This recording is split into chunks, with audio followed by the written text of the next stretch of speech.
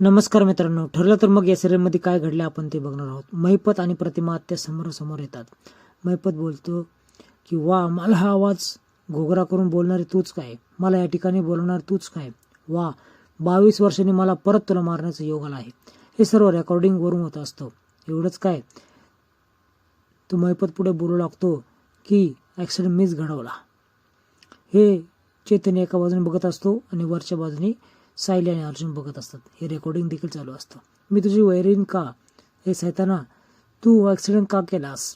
इकडे सायलीला देखील थोडा त्रास होत असतो. मशाल घेऊन आलेला महिपत प्रतिमाला जास्त त्रास देत असतो.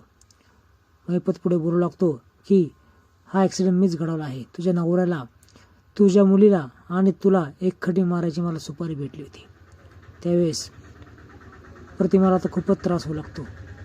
ती पॅनिक होऊ लागते. तिला कळून चुकतं की सर्व घटना घडणारा महिपतच आहे आणि जो स्वप्नात दिसणारा तो देखील तोच आहे. इकडे अर्जुन आणि सायली दोघांना आश्चर्य वाटतं. ती वरून बघतच असतात. सायली त्रास वाढत असतो तरी पण ती सर्व ऐकत असते. हा मात्र हसून खूप त्रास देत असतो. इकडे कल्पना काळजी लागते की सायली आणि अर्जुन कुठे गेले आहेत. अजून त्यांचा तपास लागत नाही. फोन देखील तो रिसीव्ह करत नाही. महिपत पुन्हा ते आगीची मशाल तिच्या दिशेने भिंगवतो आणि पुन्हा बंदूक देखील काढतो. बंदूक तिच्यावर रोखल्यानंतर सायली आणि अर्जुन तर खूपच गडबडतात. आता काय करायचं, आपण तर ट्रेनिंग व्यवस्थित दिलं आहे असं सायलीला वाटत असतं, पण ते प्रत्यक्षात ती नीट करेल का नाही याची कल्पना कोणालाच नसते. इथे कॅमेरामध्ये सगळं रेकॉर्डिंग चालू असतं.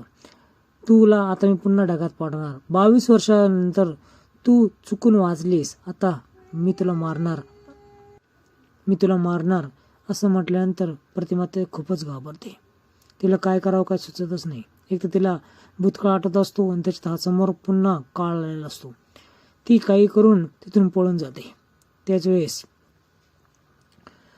सायली, अर्जुन, चैतन्य समोर येतात. त्यावेळेस त्यांना गुड्डे अडवतात. ही प्रतिमा ते पळून जात असते. तिच्या पाठोपाठ महिपत देखील पळत असतो. खूप हाणामाऱ्या ह्या सगळ्या लोकांमध्ये चालू असतात. प्रतिकार करता करता चैतन्य, अर्जुन मात्र कमी पडत असतात. ते सायलीला त्रिकोण पळायला लावतात आणि प्रतिमा त्यात मागं जायला लावतात. इकडे अर्जुन आणि चैतन्य सगळं गुंडांसमोर असतात, पण त्यांना काय करावं काही कळतच नसतं.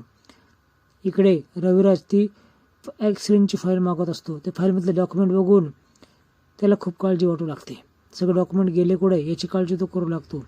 याचा अर्थ काहीतरी वेगळाच आहे. अर्जुन आणि सायली जे म्हणतायत ते खरं दिसतंय. हे सर्व महिपतनेच केलं आहे असं वाटतं.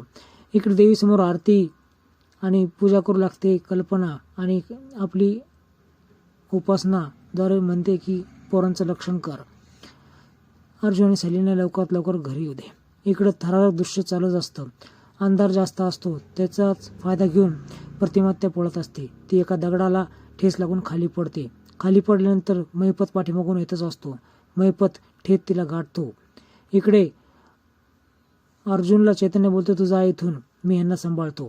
अर्जुन तसं निघतो महिपतच्या पाठोपाठ. महिपत शोधत तो येतो. इकडे अर्जुन पळत असतो आणि महिपत डायरेक्ट प्रतिमात्या समोर येतो. तिच्या पाठोपाठ एक गुंड देखील उभा असतो. आता ही द्विधा मनस्थितीमध्ये असते. पाठीमागं दुसरं संकट आणि पुढून एक दुसरं संकट. काय करावं काही कळत नाही. त्याच्यावेळेस ती मिरची पावडर काढते आणि स्प्रे करते आणि तिथून पळून जाते. पुन्हा महिपत पाठलाग करतो. पाठलाग करता करता अर्जुन देखील त्या ठिकाणी आलेला असतो. त्याच वेळेस नागराज तिथं आलेला असतो आणि नागराज दगडाला ठेस लागून खाली पडतो. कसला आवाज आहे तिकडं असं अर्जुन म्हणून त्याचा ठिकाणी जाऊ लागतो. इकडे प्रियाला काहीतरी वेगळंच वाटत असतं की हे नक्की वेगळ्या संकटात अडकलेलं आहे. हे काय येत नाही. ही पटकन गाडीची चावी काढते आणि त्या दिशेने जाऊ लागते, ज्याचं लोकेशन ऑलरेडी नागराजने दिलेलं असतं. नागराज काय कॉल उचलत नसतो. नागराज एका झाडापाठीमागं लपतो आणि अर्जुन त्या झाडापासून जातो तरी त्याला दिसत नाही. प्रतिमा आत्या आणि महिपत पुन्हा समोर येतात. त्यावेळेस प्रतिमा आत्या हातात जळतं लाकूड घेऊन येते आणि त्याच वेळेस सायली देखील त्या ठिकाणी येते. पण सायली समोर दुसरा बंदूकधारी गुंड आणि महिपत प्रतिमाच्या समोर.